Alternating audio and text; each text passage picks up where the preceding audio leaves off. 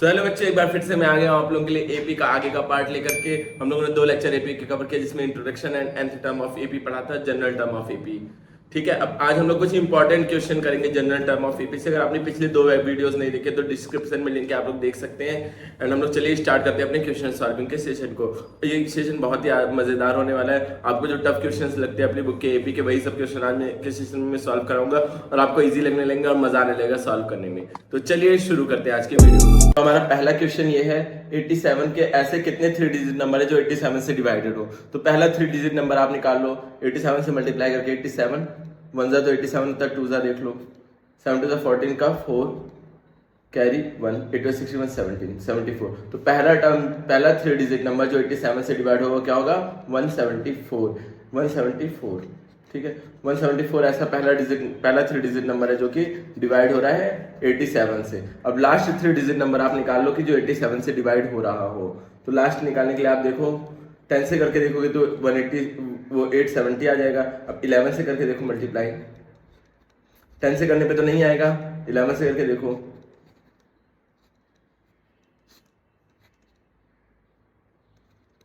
आपको कैलकुलेशन भी एक एक यहाँ दिखा दी जा रही है। ठीक है, तो लास्ट टर्म मतलब कि nth टर्म आपका क्या दिया हुआ है और आपको फाइंड करना है वैल्यू, n की वैल्यू कितने टर्म है, मतलब लास्ट टर्म आपका दिया हुआ है और nth टर्म फाइंड करना है। पिछली वीडियोस में मैंने ऐसे क्वेश्चन करा चुका हूँ, तो आपको ज्यादा डिटेल में तो इसको नहीं बताऊंगा, बट ये समझ लो आपको पहला टर्म दिया है, लास्ट टर्म दिया है। एक लास्ट टर्म का फॉर्मूला होता है, लेकिन वो फॉर्मूला मैं कंसीडर नहीं करता हूँ, आपको बता दूंगा लास्ट में फॉर्मूला क्या है। बट आपको 10 फॉर्मूले याद रखने की कोई जरूरत नहीं है, जितना फॉर्मूले याद करोगे उतना कंफ्यूजन बढ़ेगा। इसलिए आप लोग क्या करो कि आप लोग एक ही फॉर्मूले से सॉल्व कोशिश करो, लॉजिक अपना बढ़ाना, लॉजिकल थिंकिंग बढ़ाने, यानी फॉर्मूले रटना। ठीक है, तो 1 2 फॉर्मूले याद हो, उसी से सारे क्वेश्चन सॉल्व करने का कोशिश करो। जितने ज्यादा फॉर्मूले याद करोगे उतने ज्यादा कंफ्यूजन बढ़ेगी। तो आपको फर्स्ट टर्म पता है और एंड टर्म पता है, और कॉमन डिफरेंस तो जाहिर सी बात है 87 होगा। 87 एडेड करके तो आएंगे नंबर्स। कोई भी टेबल होता है जिसमें 3 का टेबल है, आपने बचपन में जब काम चोरी की होगी, जब याद किया होगा, तो 3 3 ऐड करके लिख के दिखा देते होगे टेबल्स। ठीक है, तो 87 के टेबल की बात हो रही है। 87 से डिविजिबल मतलब जितने भी टर्म 87 के टेबल में आते हैं वही तो 87 से डिविजिबल होंगे। आई होप इतने एग्जाम्पल देने के बाद तो आपको समझ में आ ही जाना चाहिए। अगर नहीं आ रहा है तो क्या ही कर सकते हैं, चुल्लू भर पानी लो और मुंह धो करके फिर आके बैठो, फिर समझ में आएगा चीज़ें। ठीक है, और फिर रिपीट करो वीडियो को। फिर उसके बाद इतनी चीज़ें हो गई। आपको nth टर्म फाइंड करना, फाइंड क्या करना है, वैल्यू ऑफ n। तो आपको पता है an का formula, an is equal to a plus n minus 1 into D. A की वैल्यू आपको पता है, a क्या है, first term 174 plus n minus 1 into D, n minus 1, n की वैल्यू फाइंड करनी है, n माइनस 1 आपको पता नहीं है, एंड डी आपको पता है 87 है, और an आपको पता है क्या है, 957। अब यहाँ पे आप वैल्यूज रखो, इसको लाके यहाँ से माइनस कर दो, 957 minus 175 is equal to n minus 1 into 87। ठीक है, अब इसको माइनस करो, आप माइनस भी करके दिखा दे रहा हूँ यहाँ साइड में, 957 175। ठीक है बेटा, यहाँ पे क्या हो जाएगा, 5 6 7 2 बचेगा यहाँ, और यहाँ 15 में 7 गया 8 बचेगा, और यहाँ पे 8 7 782 is equal to n minus 1 और इंटू क्या हो जाएगा 87। आप क्या कर सकते हो, इसको 87 को अंदर अंदर मल्टीप्लाई कर दो। ठीक है, मल्टीप्लाई करो अंदर तो क्या हो जाएगा, ये 782 इज इक्वल टू 87 n। इसको हम यहाँ पे इरेज कर देते हैं, ये चीज़ें दे रखें फालतू चीज़ें, और इसको भी यहाँ से इरेज करके यहाँ पे नोट करते हैं ताकि आप लोगों को दिखे क्लियरली। फिर इसके बाद का जो स्टेप है वो मैं यहाँ पे सॉल्व करूँगा। ठीक है, क्या हो जाएगा ये 782 is equal to n minus 1 into 87। ठीक है, अब ये आपको समझ में आ गया होगा कहाँ मैं सॉल्व कर रहा हूँ। फिर उसके बाद देखो, अब 87 को जब ब्रैकेट के बाहर हो तो डिस्ट्रीब्यूशन प्रॉपर्टी से अंदर दोनों तरफ मल्टीप्लाई होगा, तो 782 87 n माइनस 1 से जब करेंगे तो माइनस 87 हो जाएगा। अब 87 को इधर ले आओ, क्या हो जाएगा, यहाँ पे माइनस है तो प्लस हो जाएगा,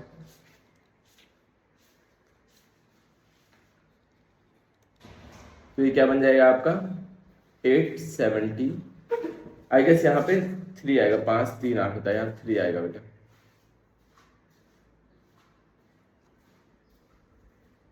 वन 174 है आपका टर्म, सॉरी 175 नहीं तो 174 था, एंड यहाँ पे 183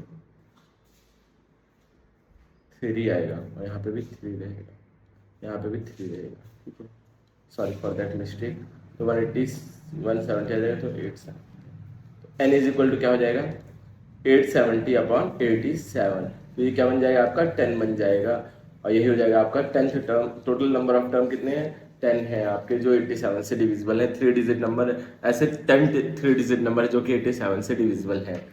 सो आप लोगों को समझ में आएगा, नहीं समझ में आया तो एक बार रिवाइंड करके देख सकते हो, और तब भी नहीं समझ में आया तो आप लोग कमेंट सेक्शन में बता सकते हैं कि सर ये क्वेश्चन नहीं समझ में आया, तो मैं एक शॉर्ट वीडियो के थ्रू आप लोगों को समझा दूंगा, क्योंकि ये सब क्वेश्चन बहुत इंपॉर्टेंट है, आईसीएसई एंड सीबीएसई दोनों बोर्ड एग्जाम में पूछे जाने वाले क्वेश्चन है। जो आपने पहले पढ़े हैं वो सब बच्चों वाले क्वेश्चन है, वो 1-2 नंबर में आते हैं, और ये सब क्वेश्चन 3 से 4 नंबर में आते हैं। ठीक है, मैं बात कर रहा हूँ आईसीएसई एंड सीबीएसई दोनों के रिस्पेक्ट में, तो दोनों में ये क्वेश्चन आते हैं, तो आप दोनों के लिए इक्वली इंपॉर्टेंट क्वेश्चन है ये।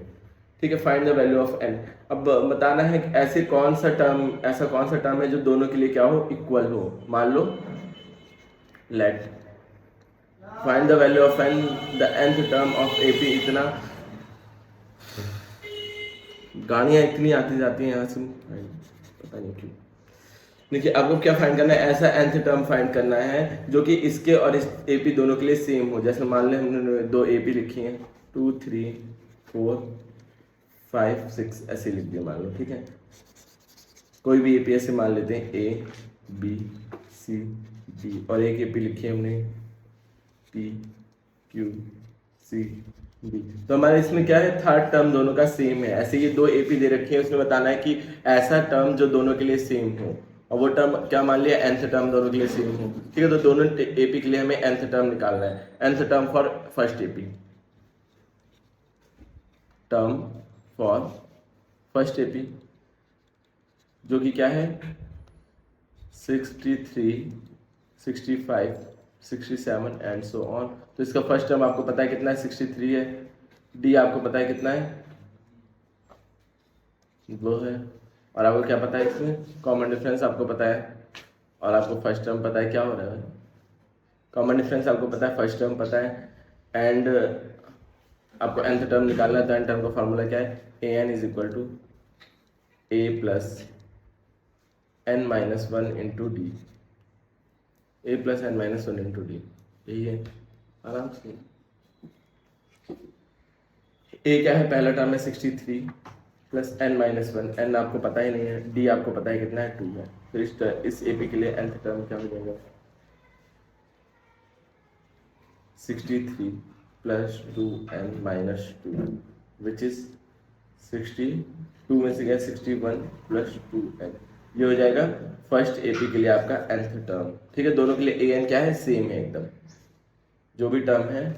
देखिए find the value of n the nth term of this AP and nth term of this AP are equal, दोनों का nth टर्म क्या है इक्वल है, मतलब ऐसा nth टर्म आपको फाइंड करना है। ठीक है, ये an इस वाले के लिए हो गया। अब nth term for second AP की बात कर रहे हैं, तो nth टर्म आप इसे कैसे निकालोगे, a पता है आपको 3 है, d पता है आपको, और उसके बाद आपको an फाइंड करना है। तो an इज इक्वल टू क्या होता है a plus n minus 1 into D, ये होता है। तो a क्या है आपका 3 है, n माइनस 1 आपको पता नहीं है क्या है, d आपको पता है कितना है, d आपको पता है 10 माइनस 3 विच इज 7, तो d कितना है 7।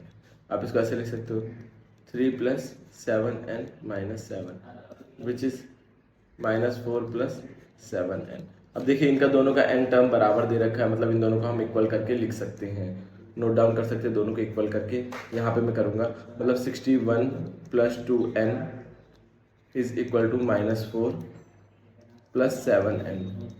अब इसको हम 2 को इधर भेजते हैं, फिर 4 को इधर लाते हैं। ठीक है, तो ये क्या हो जाएगा 61 plus 4 is equal to 7n minus 2n, क्या हो जाएगा 65 is equal to 5n, and n is equal to क्या हो जाएगा 65 अपॉन 5 विच इज 5 1 5 5 1 5 5 3 15। तो n की वैल्यू क्या हो जाएगी बेटा 13। अब एक बार और समझते हैं इसको डिटेल में, क्या क्या किया मैंने इसमें। ठीक है, एक बार समझते हैं इसको। पहले क्या था क्वेश्चन, आप लोगों के समझ में आया, क्वेश्चन में क्या लिखा हुआ था कि 2 एपी है, दोनों का जो nth टर्म है वो एकदम सेम है, और आपको ऐसा टर्म बताना है nth कौन सा टर्म है जो सेम है, मतलब n की वैल्यू फाइंड करनी है दोनों एपी में जो चीज सेम है। तो n की वैल्यू आप कैसे फाइंड करोगे, मान लो nth टर्म आप पहले nth टर्म निकालो, n टर्म का फॉर्मूला पता है a plus n minus one into d, तो आपने पहले वाले एपी का nth टर्म निकाला तो क्या है 61 माइनस 2m कैलकुलेट करके, फिर दूसरे वाले एपी का nth टर्म निकाला जो कि क्या आया, ये आपका दूसरे वाले एपी का भी nth टर्म आ गया, फिर दोनों इक्वल है तो दोनों को मैंने इक्वल करके लिख दिया एंड n की वैल्यू फाइंड कर ली, तो n की वैल्यू 13 है, तो दोनों एपी का 13 टर्म क्या होगा, वो सेम होगा। आई होप अब तो दिक्कत नहीं होनी चाहिए किसी को। चलिए आगे बढ़ते हैं। ठीक है आगे बढ़ते हैं। क्या दे रखा है, A B and C are in AP, तो शो करना है ये चीजें। ठीक है, अगर एपी में है तो इनका कॉमन डिफरेंस क्या होना चाहिए, हमेशा बराबर होना चाहिए। तो ए बी सी एपी में है तो मतलब क्या होगा इसका, अगर आप बी माइनस ए करो and C minus A B करो तो दोनों चीजें क्या होंगी, बराबर आएंगी कि नहीं। कोई भी आगे वाले टर्म को पीछे वाले टर्म से माइनस करते हैं और या पीछे वाले टर्म से माइनस करते हैं तो हमेशा वैल्यू क्या आती है, कॉमन डिफरेंस आता है। वो कॉमन डिफरेंस क्या होता है, हमेशा सेम होता है। तो एक एपी की कंडीशन है। इफ थ्री टर्म्स, ये चीज आप लोग नोट कर लेना फॉर्मूले के रूप में, मैं आपको लिख देता हूँ यहाँ छोटा सा, पहले इसको इरेज कर लेता हूँ जो कि आपके समझ में आए। इफ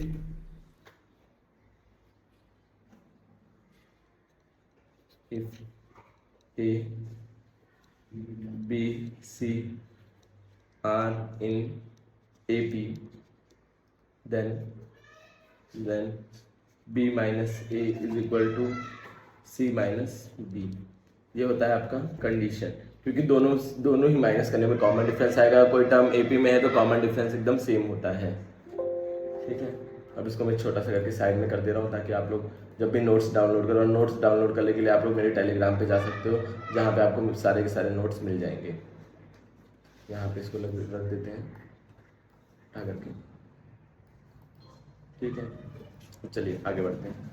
अब क्या चीज दी हुई है, अगर ये तीनों एपी में है तो इसका मतलब क्या कंडीशन है, आप लिखो B minus A is equal to C minus B, ये कंडीशन बनेगी। ठीक है, इस कंडीशन को यहीं छोड़ दो। अब पहला क्या दे रखा है, आपको प्रूफ करना है ये भी एपी में है। एपी में ये होगा तो क्या हो जाएगा, 4b minus 4a is equal to 4c minus 4a, ये कंडीशन बननी चाहिए। 4b मतलब सॉरी 4b, ये कंडीशन बननी चाहिए। ये चीज अगर है तो ये कंडीशन बननी चाहिए। 4 आप कॉमन ले लो तो क्या बचेगा, b माइनस ए, अगर 4 कॉमन ले लो तो c माइनस बी, तो आपका 4 से 4 क्या हो जाएगा, कैंसिल आउट हो जाएगा, बचेगा क्या, b minus A is equal to C minus B, यही बचेगा। और यही कंडीशन तो पहले भी दे रखी थी ना, जब ये कंडीशन इस वाले टर्म के लिए भी बन रही है। So 4a 4b and 4c are also in AP. First condition आपकी सॉल्व हो गई। क्यों कंडीशन कैसे सॉल्व हुई है बेटा, ये वाला जो पहला आपको पता था कंडीशन एपी में क्या बनता है, तो आपने क्या किया, यही कंडीशन इसके साथ लगाई। सेकंड टर्म को फर्स्ट से माइनस किया, थर्ड को सेकंड से किया, दोनों को इक्वल कर दिया। अब दोनों में 4 कॉमन आया तो 4 से 4 कटा, फिर वही कंडीशन सेम टू सेम बन गई, तो ये एपी में है। एंड आपका अगला दिया हुआ है सेकंड क्वेश्चन, क्वेश्चन नंबर 2 क्या दिया हुआ है, 4a plus 4 a plus 4 b plus 4 and c plus 4। इसको स्टार मार्क आप लोग कर लीजिए क्योंकि क्वेश्चन बहुत ही इंपॉर्टेंट है और आपको एक बार देख के जाना पड़ेगा एग्जाम से पहले। तो ये क्वेश्चन स्टार मार्क है, इसका मतलब ये आपको पढ़ना बहुत जरूरी है। और फिर से वही कंडीशन लगाओ, इसको इससे माइनस करो, minus a plus 4 b is equal to c plus 4 minus ये वाला सेकेंड टर्म b प्लस 4। अब इस सबको आप माइनस करो तो b plus 4 minus a minus 4 is equal to c plus 4 minus b minus 4। Minus है बाहर इसलिए सब साइन चेंज हो जाते हैं, इतना तो आप लोगों को पता होना ही चाहिए। तो ये हो जाएगा तो क्या बचेगा, b माइनस a, इधर बचेगा, इधर भी 4 से 4 कैंसिल हो जाएगा तो क्या बचेगा, c माइनस b। वापस से सेम कंडीशन लग रही है। सो आप लिखोगे आंसर में a plus 4 b plus 4 and c plus 4 are in AP, hence proved. ये भी आपका क्वेश्चन सॉल्व हो गया हंसते गाते खेलते हुए। अब नेक्स्ट देखिए क्या दिया हुआ है, ये क्वेश्चन भी आपका बहुत ज़्यादा इंपॉर्टेंट है। ठीक है, तो हम बात करते हैं इसमें थर्ड टर्म क्या दे रखा है, पहले condition 4 term is equal to 3 times of first term. 4 term क्या है, a4 is equal to 3 times of first term, ये हो जाएगी कंडीशन। सेकंड कंडीशन क्या दे रखी है, 7 term is twice of 3 terms and plus 1। ये आपके दो इक्वेशंस है, equation 1 and equation, these are 2 equations. फिर ठीक है, फिर बात करते हैं हमारा अब कंडीशंस क्या क्या बन रही हैं। पहले 4th टर्म आप कैसे निकालोगे, 4 टर्म क्या होता है, a plus 3d a plus n minus 1 into D, फॉर्मूले से मैंने निकाला है। और 7 टर्म क्या होगा, a7 a plus 6d and ऐसे ही थर्ड टर्म क्या होगा, ये सारे टर्म्स में निकालूंगा कि यहाँ यूज हुए दोनों इक्वेशंस में। क्या हो जाए a+2d, ये आपके टर्म्स हैं। इनको भी पहले ऐसे ही ब्रैकेट ब्रैकेट पे छोड़ देते हैं एंड वैल्यूज पुट करना शुरू करते हैं। पहले इक्वेशन में वैल्यू पुट करो a4, 4 टर्म ऑफ AP क्या होता है a+3d इज इक्वल टू, ये 4 टर्म यहाँ दिया हुआ था और इज इक्वल टू किसके बराबर दिया था, वो फर्स्ट टर्म के 3 टाइम्स। अब एक उधर भेज दो तो क्या हो जाए 3d is equal to 3a-a, तो 3d is equal to 2a, ये आपका बन गया कंडीशन। या d इज इक्वल टू आप क्या बोल सकते हो 2a/3, क्योंकि d की वैल्यू फाइंड करनी है तो फर्स्ट इक्वेशन से आपने क्या निकाल लिया, ये निकाल लिया फ्रॉम इक्वेशन 1, आपने ये चीज़ निकाल ली। अब इक्वेशन 2 की बात करें, इक्वेशन 2 की बात करते हैं हम लोग। इक्वेशन 2 में क्या दिया हुआ है 7 टर्म, 7 टर्म क्या लिख सकते हैं a+6d एंड आप क्या लिख सकते हो d3, और क्या दे रखा है twice of second third term, तो इसको भी लिख सकते हो a+2d थर्ड टर्म की जगह एंड +1, ये तो सही रहेगा एज इट इज। अब इसको क्या करो, आप इसको करो a+6d इसको एज इट इज रहने दो जैसे दिया हुआ है, और ये 2 को अंदर मल्टीप्लाई करो तो हो जाएगा 2a+4d+1, ठीक है। अब इसमें क्या कर सकते हैं, और इस सबको उधर ट्रांसफर कर दो, सबको उधर ट्रांसफर कर दो आप, तो क्या हो जाएगा 2a+4d+1, ये इतना रहेगा, और यहाँ पे क्या हो जाएगा -a and -6d is equal to 0, 0 हो जाएगा पूरा। अब क्या करो, इसको इससे माइनस करो तो हो जाएगा a, 4 को 6 से करेंगे तो -2d and +1 is equal to 0।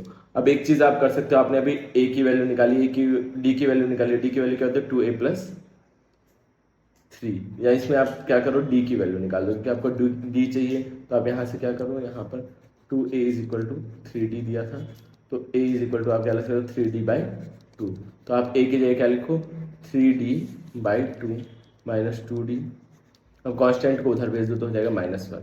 अब इसको जब आप सॉल्व करेंगे तो 3d -4d एलसीएम लेकर के जैसे आप सॉल्व करते हो उस तरह -1, 2 को इधर भेजो यहाँ, क्योंकि है डिवीजन में उधर जाएगा, मल्टीप्लिकेशन में जाएगा, और 3 - 4 क्या होता है -d इज इक्वल टू -2, तो ये माइनस से माइनस कट जाएगा, बचेगा क्या d इज इक्वल टू 2 हो जाएगा आपका आंसर। ये वाला क्वेश्चन भी आपका आसानी से स्मूथली सॉल्व हो गया। अब अगले क्वेश्चन में बढ़ते हैं। The sum of second term और and 7 term of AP is 30 and is 15 term is 1 less than twice of 8 term.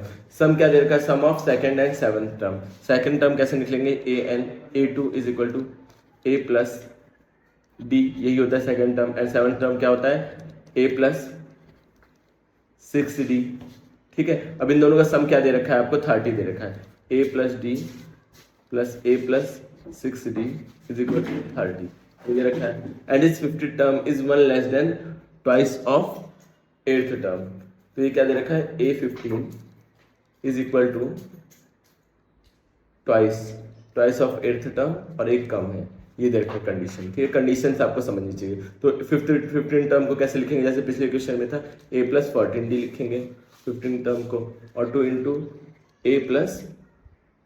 a+8d को 8 टर्म को क्या लिखेंगे 7d -1, ये आपकी सेकंड कंडीशन है, ठीक है। ठीक है, ये आपका इक्वेशन नंबर 2 बन गया है। अब इक्वेशन 1 आपको देखना है, इन दोनों का सम क्या है 30 के बराबर दिया हुआ है, ये इक्वेशन 1 है। इक्वेशन 1 को आप थोड़ा सा और मॉडिफाई करो। इक्वेशन 1 क्या हो जाएगा, a+a कितना हो जाएगा फ्रॉम इक्वेशन 1, a+a क्या होता है 2a और ये होता है 7d इज इक्वल टू 30, ये हो गई इक्वेशन 1 थोड़ी सी और मॉडिफाई, ठीक है। अब सेकंड इक्वेशन को थोड़ा मॉडिफाई करो। सेकंड इक्वेशन को मॉडिफाई यहाँ करते हैं फ्रॉम इक्वेशन 2, सेकंड इक्वेशन को मॉडिफाई करो तो ये क्या हो जाएगा, ये तो ऐसे ही रहेगा, यहाँ पर ला के मॉडिफाई करेंगे तो ये क्या हो जाएगा, ए तो पहला साइड तो ऐसे ही रहेगा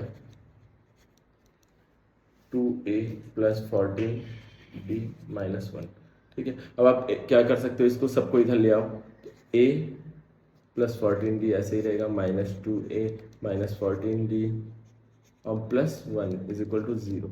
अब a से a को करोगे तो क्या हो जाएगा -a, इसको करोगे तो -10d और +1 इज इक्वल टू 0। अब 1 को इधर रहने दो और सबको उधर भेज दो वापस से, तो जाएगा a+10d, सब माइनस में था सब आएगा प्लस हो जाएगा। तो आपकी इक्वेशन ये बन गई a+10d इज इक्वल टू 1, और ये बन गई एक इक्वेशन आपकी ये बन गई, ठीक है। इसको 3 इक्वेशन नाम दे देते हैं, इसको इक्वेशन 4 का नाम दे देते हैं, ठीक है, दो आपकी इक्वेशंस बन गई हैं, दो इक्वेशन है, दो वेरिएबल, आपने linear equation in two variable पढ़ा होगा, तो उससे सॉल्व हो जाएगा। ठीक है, आप चाहे कोई भी प्रॉपर्टी लगाओ, डिस्ट्रीब्यूशन प्रॉपर्टी लगाओ, और कोई भी प्रॉपर्टी आप लगा सकते हो, नहीं डिस्ट्रीब्यूशन नहीं, सॉरी, आप एलिमिनेशन प्रॉपर्टी लगाओ, सब्स्टिट्यूशनल मेथड लगाओ, ग्राफिकल मेथड लगाओ, जिसमें 2-3 दिन लग जाएंगे करने में आपको। तो हम लोग क्या लगाएंगे यहाँ पे, एलिमिनेशन मेथड लगाएंगे। ठीक है, इसको थोड़ा सा छोटा कर लेते हैं पहले, फिर लगाते हैं एलिमिनेशन मेथड। एलिमिनेशन मेथड इसको थोड़ा छोटा करके साइड में एकदम कर लेते हैं, ये आपको समझ में आया होगा। फिर दो इक्वेशंस को सॉल्व करना है एलिमिनेशन मेथड से।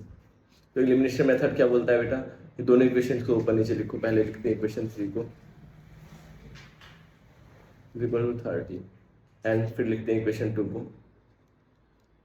10d is equal to 1। अब दोनों को जो मल्टीपल होते हैं उनको बराबर करना होता है, तो इक्वेशन 2 में हम क्या करेंगे, 2 से मल्टीप्लाई, पूरी इक्वेशन में, पूरी की पूरी इक्वेशन में 2 से मल्टीप्लाई कर देना है। क्या क्या हो जाएगा, ये ऊपर का तो ऐसे ही रहेगा एज इट इज़ जैसे है, उसमें कुछ नहीं किया है। अब नीचे वाले में क्या किया है, 2a plus 20d is equal to 2। अब इन दोनों को सब्ट्रैक्ट करना है, ये कट जाएगा पूरा, ये क्या हो जाएगा, minus 13d is equal to 2 क्या कितना बचेगा, 28। तो d इज इक्वल टू क्या हो जाएगा, माइनस 28/13। उसको सॉल्व करेंगे, आंसर आपका आ जाएगा, यही है आपका आंसर। सो आई होप आप लोगों को ये भी समझ में आया होगा, 13d इज इक्वल टू 28, यही आंसर होगा आपका। और बढ़ते हैं हमारे नेक्स्ट क्वेश्चन की तरफ, जो कि है आज का सेकंड लास्ट क्वेश्चन। देखिए,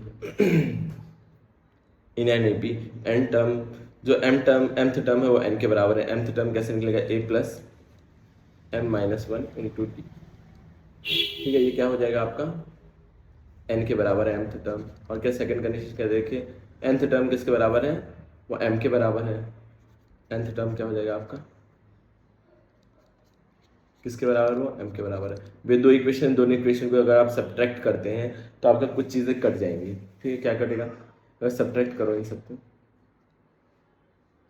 सब माइनस हो, ये पूरा का पूरा कट जाएगा, बचेगा यहाँ पे m minus 1 into d minus n minus 1 into d is equal to m minus n। अब d कॉमन ले लो यहाँ से, क्या अंदर क्या बचेगा, m माइनस 1, और यहाँ माइनस है तो यहाँ अंदर माइनस रहेगा और ये प्लस 1 हो जाएगा, और बचेगा क्या, m माइनस n। ठीक है, ये इतनी चीज़ें बचेंगी, 1 से 1 कैंसिल आउट हो जाएगा, और यहाँ d रहेगा ही रहेगा, ये क्या बचेगा, m माइनस n, और यहाँ पे भी क्या है, n माइनस m है यहाँ, क्योंकि हमने फर्स्ट इक्वेशन को सेकंड इक्वेशन से माइनस किया है, तो यहाँ है n माइनस m, और यहाँ भी है n माइनस m, तो यहाँ भी क्या हो जाएगा, n माइनस m। ठीक है, अब ये देखिए दोनों के अगर मिलते दोनों तो कट जाते हैं, लेकिन क्या करोगे आप, माइनस कॉमन ले लो इस वाले में, इस वाले जब आप माइनस कॉमन लोगे तो ये क्या, सारी की सारी साइन चेंज हो जाएंगे। माइनस बाहर कॉमन लिया आपने तो साइन चेंज होगा, तो क्या हो जाएगा, m हो जाएगा पॉजिटिव, n हो जाएगा नेगेटिव। तो इसको आप d को क्या लिख सकते हो, minus m minus n upon m minus n। अभी पूरा पूरा कट जाएगा, बचेगा क्या, d is equal to minus 1। अब आपको फाइंड क्या करना है, so that its rth term is m plus n minus r, ये आपको प्रूव करना है। तो d आपका आ गया, कॉमन डिफरेंस क्या आ गया, माइनस 1 आ गया, तो आपको फर्स्ट टर्म फाइंड करना है। फर्स्ट टर्म आपका फाइंड हो जाएगा, इक्वेशन 1 में या 2 में किसी में भी आप वैल्यू रख दो d की, आपको पता चल जाएगा फर्स्ट टर्म। तो फर्स्ट टर्म के लिए आप इक्वेशन रखो, माइनस 1 इन इक्वेशन 1 रखो, a प्लस माइनस 1, डी की जगह माइनस 1 हो जाएगा, इज इक्वल टू n। ठीक है, तो फर्स्ट टर्म आपको फाइंड करना है, तो सबका सब उधर भेज देना है, तो माइनस m हो जाएगा plus 1 is equal to n। a is equal to क्या हो जाएगा, n, यहाँ प्लस हो जाएगा m और यहाँ माइनस हो जाएगा, एक सेकेंड, सब चीज़ें उधर भेजना है क्योंकि a की वैल्यू चाहिए, तो n पहले से था इधर, ठीक है, अब m इधर आएगा तो माइनस था, प्लस हो जाएगा और ये माइनस हो जाएगा, तो first term of A P आपका निकल गया n प्लस n माइनस 1, ये हो गया first term of A P. अब आपको क्या फाइंड करना है, rth term of A P, a r is equal to क्या हो जाएगा, a plus r minus 1 into d. आपको पता है हर एक चीज़ की वैल्यू, a की वैल्यू क्या है, n plus n plus m minus 1 और r ऐसे ही रहने देंगे, r माइनस 1 इंटू डी की वैल्यू आपको पता है -1, इसको ऐसे लिखेंगे a r is equal to m plus n minus 1। अब यहाँ माइनस है तो अंदर सब मल्टीप्लाई होगा, तो ये r क्या हो जाएगा -r हो जाएगा और ये क्या हो जाएगा +1 हो जाएगा, ये इससे ये पूरा कैंसिल आउट हो जाएगा, बचेगा क्या m plus n minus r।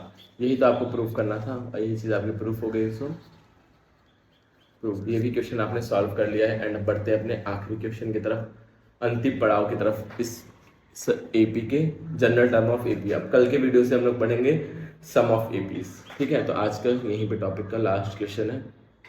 इसमें क्या दे रखा है, which term of AP will be 84 more than 30th term. पहले हम लोग क्या करेंगे, 84 ज़्यादा है 13 टर्म से, ठीक है। तो पहले हम लोग 8 13 फाइंड कर लेंगे। तो 8 13 फाइंड करने के लिए क्या करोगे, a प्लस n की जगह क्या रखोगे 13 माइनस 1 इंटू डी क्या है 10 माइनस 3 इज 7। बार बार करके नहीं दिखाऊंगा आप लोगों को, इतना तो अब समझ में आ गया होगा, 3 लेक्चर आपने देख लिए हैं। a प्लस 12 इंटू 7, तो क्या जाएगा a 13 इज इक्वल टू 14 का 4 कैरी 1 7 7 8 84। तो ये a आपको पता ही है, a भी मैंने नहीं रखा अभी तक, a आपको पता ही था, क्या था 3 था। 85 86 87 हो जाएगा आपका 13th टर्म। अब 13 टर्म से 84 ज़्यादा है, जो टर्म है वो क्या है, कौन सा टर्म ऐसा होगा जो 34 ज़्यादा होगा 13 से। तो 13 में क्या करोगे, a 13 प्लस 34 प्लस 84, तो आपका क्या हो जाएगा a 13 आपको पता है 87 प्लस 84, आप दोनों को ऐड करो तो क्या हो जाएगा 171। अब आपको बताना है ऐसा कौन सा टर्म इस वाले ए बी में है जिसकी वैल्यू n71 है। तो लेट nth टर्म, अभी तक आपने लिखा nth term of A P, let थोड़े से गड़बड़ हो गए यहाँ पे स्टेटमेंट में, let 171 be nth term of AP, ठीक है। इस एपी का nth टर्म है 171, ये मान लिया आपने। तो अब क्या करोगे इसमें सॉल्यूशन में, तो ए एन की वैल्यू आपको पता है कितनी है 171, एंड ए की वैल्यू पता है कितनी है 3 है, डी की वैल्यू आपको पता है कितनी है 7, एंड आपको फाइंड क्या करना है एन की वैल्यू। और फिर फार्मूला लगाओ वही, a n is equal to a plus n minus 1 into d, यही फार्मूला होता है। तो आपको ए एन आपको पता है कितना है 171 है, ए आपको पता है कितना है 3 है, एन माइनस 1 आपको यही चीज़ तो निकालनी ही है, एन और डी आपको पता है कितना है 7 है। तो अब 171 इज इक्वल टू 3 प्लस, अब अंदर मल्टीप्लाई करो तो क्या हो जाएगा 7n और यहाँ पे हो जाएगा -7। अब फिर से आप देखो 171, 7 में से 3 गया कितना बचेगा आपका -4, 4 बचेगा +7, -4 को इधर ले आओ तो क्या हो जाएगा +4, फिर मिल जाएगा 175 plus 7, 175 is equal to 7, n is equal to क्या हो जाएगा 175 अपॉन एन, 7 में 7 7 2 14 15 16 17 7 5 35, तो एन की वैल्यू क्या आ जाएगी 25th टर्म ऐसा एपी का होगा जो कि किसके बराबर होगा 13 टर्म प्लस 84 के बराबर होगा। सो आई होप आपको ये वीडियो पसंद आई होगा। आपको ये वीडियो पसंद आई तो चैनल को सब्सक्राइब कर दीजिए, क्योंकि मैं और ऐसी वीडियोस लाने वाला हूँ हर एक चैप्टर के। एंड अपने फ्रेंड्स के साथ शेयर कर दीजिए, और अपने फ्रेंड्स ग्रुप में आप लोग शेयर नहीं करते तो शेयर करें, एंड कमेंट करके बताइए आपको क्या डाउट हुआ एंड आपको कैसे लगी ये video. Thank you for watching.